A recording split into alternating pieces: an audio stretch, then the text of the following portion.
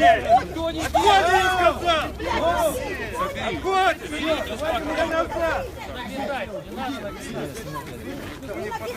Сейчас идет оскорбление сотрудника. Мы можем просто ее взять, на 15 суток закрыть. Вы хотите, не надо. А у кого есть? Мы понимаем, Это, номер телефона, хотят слова поговорить. Я говорю, что вы делаете? Меня не было. Если меня не было, вы били бы их, что ли, или что? У меня на глазах. Ну, я плохая.